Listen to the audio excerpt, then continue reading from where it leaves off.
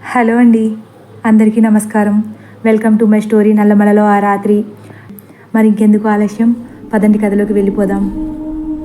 ఆ అఘోర మాటలు అస్సలు నమ్మబుద్ధి కావట్లేదు. మీరన్నది నిజమైతే వాళ్ళందరినీ ఎందుకు చంపింది ఆ దెయ్యం అని అమాయకంగా అడిగాను. వాళ్ళ ఆయుష్ తీరిపోయింది కనుక అని తేలికగా చెప్పేశారు ఆయన మాటలు ఇంకా ఆశ్చర్యంగా అనిపించాయి. అదేంటండి, ఆ దెయ్యం నన్ను చంపాలనుకుంటే వాళ్ళ ఆయుష్ తీరిపోవడం ఏంటి అని మళ్ళీ అనుమానంగా అడిగాను. తెలుసుకోవాలన్న జిజ్ఞాసతో అడుగుతున్నావా లేక అబద్ధం చెబుతున్నాననుకుంటున్నావా అన్నారాయన కాస్త కోపంగా. నాకు భయం వేసింది. ఏం జరుగుతుందో తెలుసుకోవాలని ఉందండి అని అణకువగా అడిగాను. అప్పుడు ఆయన, అయితే చెబుతాను, జాగ్రత్తగా విను. ఆ మోహిని నిన్ను చంపాలని మాత్రమే ఎక్కడికి మిమ్మల్ని తీసుకువచ్చింది. కానీ నీకు ఈ భూమి మీద నూకలు ఇంకా ఉన్నాయని దానికి తెలియలేదు. ఆ మాటతో నా మనసు కకావికలమైపోయింది. మరి అన్యాయంగా నా స్నేహితులందరినీ చిన్నపిల్లలని కూడా చూడకుండా ఎందుకు చంపేసింది అని ఏడుస్తూ అడిగాను. ఎందుకంటే నిన్ను చంపుదామని ఎంతో ఆశగా ఉన్న సమయంలో అనుకోకుండా నీ మెడలో ఆ తాయెత్తు వెయ్యడం దానికి నచ్చలేదు అన్నారాయన. ఏ తప్పు చేయకపోయినా కేవలం తాయెత్తు వేసినందుకు అంత క్రూరంగా చంపేస్తుందా అని అడిగాను. అవును అని సమాధానమిచ్చారు. అంటే నా కోసం పాపం వాళ్ళందరూ చనిపోయారా? అయినా దేవుడు నన్ను కాపాడడానికి మిమ్మల్ని పంపినట్లే వాళ్ళను కాపాడడానికి కూడా పంపాలి కదా అన్నాను కోపంగా. నువ్వనుకున్నట్లు వాళ్ళు నీకోసం చనిపోలేదు. వాళ్ళు ఈ జన్మలో చాలా మంచి వాళ్ళే అయి ఉండొచ్చు. కానీ ఇప్పుడు చనిపోయిన ప్రతి ఒక్కరూ గత జన్మలో మోహినిని హింసించి మోహిని మరణానికి కారణమైన వాళ్ళే. కాబట్టి వాళ్ళ పాపానికి మోహిని చేతిలో ఈరోజు చనిపోవాలని రాసి ఉంచాడు ఆ పరబ్రహ్మ. కాబట్టే చనిపోయారు అని చెప్పారు. నాకేం అర్థం కాక మీరేం చెబుతున్నారు అన్నాను. అవును శాంభవి, వాళ్ళందరూ ఎవరినైతే గత జన్మలో కష్టపెట్టారో ఆమె చేతిలోనే ఈరోజు మరణించారు. అందుకే వాళ్ళందరినీ ఒకచోట చేరేలా చేశాడు ఆ భగవంతుడు. ఇంతమంది చనిపోయినా నువ్వొక్కదానివే ఎందుకు బ్రతికావో తెలుసా? నీకోసం మీ తాతగారు ఆయన ప్రాణాన్ని ఆ ఈశ్వరుడి సాక్షిగా అర్పించారు కనుక అన్నారు. మా తాతగారా? నేనెప్పుడు చూడలేదే. మా తాతగారు మీకు తెలుసా అని అడిగాను. మీ తాతగారు చాలా గొప్ప వ్యక్తి. మనసంతా ఈశ్వరుడిని నింపుకున్న పుణ్యాత్ముడు. ఆయన త్యాగం వృధా కాకూడదు. నిజానికి నిన్ను కాపాడడం ఆ శివుని కర్తవ్యం అన్నారాయన. ఆయన అలా చెబుతుంటే మా తాతగారి గురించి తెలుసుకోవాలన్న కుతూహలం నాలో పెరిగిపోయింది. కానీ నన్ను కాపాడడం కోసం ఆయన అంత కష్టపడుతుంటే చూడలేక జాలి కలిగి, మీ కాలు బాగా నొప్పి పెడుతున్నట్లుంది అని అడిగాను. అప్పుడు ఆ వ్యక్తి, అది నా పూర్వజన్మ పాప పరిహారం అన్నారు. నేను ఆశ్చర్యపోయి, ఏదో ఒకటి కాసేపు అక్కడ కూర్చోండి అని అన్నాను. అప్పుడు ఆయన, అదే జరిగితే నువ్వు నేను కూడా మిగలము. అమావాస్య గడియల్లోపు నిన్ను మోహినీపురం నుంచి దూరంగా తీసుకురమ్మని శివుని ఆజ్ఞ. ఇప్పటికే చాలా సమయం గడిచిపోయింది అని కుంటుతూ గబగబా నడుస్తున్నారు. ఇంతలో ఆ మోహిని, అఘోరా, నీకిది భావ్యమేనా అని గట్టిగా అరుస్తూ వెంటపడింది. అప్పుడు నాకు అర్థమైంది ఆయన పేరు అఘోరా అని. ఆ మోహిని మాట వినగానే అప్పటి వరకు ఉన్న కాస్త ధైర్యము పోయి మళ్ళీ భయం మొదలైంది. అఘోరా మోహిని అరుపుకు, పెద్దలు చేసిన తప్పుకు పిల్లలను చంపాలనుకోవడం నీకు సమంజసం కాదు మోహిని అంటూ గబగబా నడుస్తున్నారు. మోహిని కూడా ఆవేశంగా, వాళ్ళ తాతయ్య వల్ల ముక్కు పచ్చలారని నా పసికందు ప్రాణాలు కోల్పోలేదా అంది. అది ఈశ్వరేచ్ఛ మోహిని. ఈశ్వరుడి ఆజ్ఞ లేనిదే చీమైనా కొట్టలేదు. అటువంటిది నీ బిడ్డ చనిపోవడానికి కారణం వీళ్ళ తాత అనుకోవడం నీ మూర్ఖత్వమే మోహిని. అందులో నీ తప్పు కూడా ఉందని మరచిపోయావా? ఓ, ఏదో మాయమాటలు చెప్పి ఈ పిల్లను బ్రతికించాలని చూస్తున్నావన్నమాట. అది నీ వల్ల కాదు అఘోరా. ఈ పిల్లను కాపాడాలనుకోవడం కూడా ఈశ్వరుని ఆజ్ఞే మోహిని. అవునా? అయితే విను, ఈ కుటుంబంలో పుట్టే ప్రతి ఆడపిల్లను నేను చంపాలనుకోవడం కూడా నీ ఈశ్వరుని ఆజ్ఞే అనుకో అని మోహిని కూడా గంభీరంగా చెప్పేసరికి, చూద్దాం ఈశ్వరుడు గెలుస్తాడో నువ్వు గెలుస్తావో అన్నారు అఘోరా. నేను కూడా ఆ ఈశ్వరుని భక్తురాలినే అని మరచిపోయావా అఘోరా? అందుకే ఇంకా ఇలా భూతంలా మా జనాలను హింసిస్తున్నావు. అన్యాయంగా నా చావుకి కారణం అయిన వాళ్ళని చంపాలనుకోవడం తప్ప ఆ పిల్లను ఇక్కడ వదిలేసి నువ్వు వెళ్ళిపో. లేకపోతే అమావాస్య గడియలు వచ్చిన వెంటనే నిన్ను దాన్ని ఇద్దరిని నిర్దాక్షిణ్యంగా చంపేస్తాను. నీ వల్ల కాదు మోహిని. ఇక 10 నిమిషాలు మాత్రమే మిగిలి ఉంది. నీ కుంటికాలితో ఈ 10 నిమిషాల్లో ఎంత దూరమని వెళ్ళగలవా గోరా? నీ పిచ్చి కాకపోతే అని వెటకారంగా బిగ్గరగా నవ్వుతుంది మోహిని.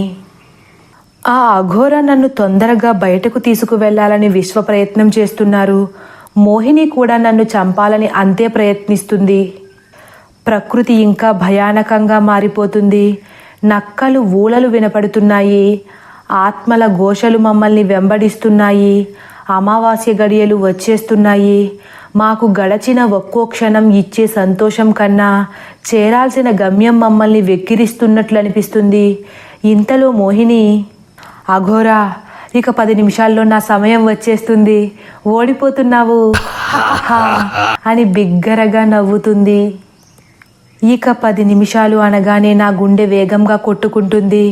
అఘోరా మాత్రం మోహినితో మాట్లాడి సమయం వృధా చేయకుండా హరహర మహాదేవ హరహర మహాదేవ అని బలాన్ని కూడగట్టుకుని పరిగెడుతున్నారు. 10 నిమిషాల్లో మనం అడవిని దాటగలమా అని అడిగాను నేను. అదంతా ఈశ్వరుడు చూసుకుంటాడు. ఆయన అలా అనేసరికి నాలో సంశయంతో కూడిన భయం మొదలైంది. మళ్ళీ నా చావు దగ్గర పడుతుందనే ఊహ నన్ను ఆవహించింది. ఇప్పుడైనా మించిపోయిందేం లేదు. ఆ పిల్లను ఇక్కడ వదిలేసి వెళ్ళిపో అఘోరా అని మళ్ళీ గట్టిగా అరిచింది. శాంభవిని నేను కాపాడి తీరతాను. నీకేమైనా పిచ్చి పట్టిందా? ఇక 5 నిమిషాల్లో ఈ అడవిని ఎలా దాటగలవనుకుంటున్నావు? ఒకవేళ అడవి దాటినా మిమ్మల్ని నేను విడిచిపెడతాననుకుంటున్నావా? మోహిని, నేను శాంభవిని బ్రతికించాలంటే ఈ అడవి దాటాల్సిన అవసరం ఉందంటావా? అంటే ఈ అడవి దాటకుండా ఎలా కాపాడగలవు అని ఉన్నట్లుండి ఆగిపోయింది. ఆగిపోయావే మోహిని, నేనేం చెప్పానో అని ఆలోచిస్తున్నావా అని వెటకారంగా అఘోరా అనేసరికి మోహిని గట్టిగా భయంకర శబ్దం చేసి, అంటే శాంభవిని అడవి దాటిస్తానని నన్ను మభ్యపెట్టి నీ ఈశ్వరుడి దగ్గరకు తీసుకువచ్చావన్నమాట. మోహిని, పగతో నిండిపోయిన నీ బుర్ర వివేకాన్ని కోల్పోయింది. ఈ అడవి మొత్తంలో ఏ ప్రదేశాన్ని అయితే నువ్వు కానీ నీ దుష్ట శక్తులు కానీ చేరుకోలేవో ఆ ప్రదేశానికే శాంభవిని తీసుకువచ్చాను. హరహర మహాదేవ అని అఘోర కూడా నవ్వారు. మోహిని గట్టిగా అరుస్తూ, అంత సంబరపడిపోకు అఘోరా, నువ్వు ఇంకా ఈ ప్రదేశానికి చేరుకోలేదు, గుర్తించుకో. ఒక్క అడుగులోనైనా నిన్ను ఆపగలిగే శక్తి నాకుంది అంటూ తన శక్తితో ఒక పెద్ద వృక్షాన్ని మాపై పడేసింది.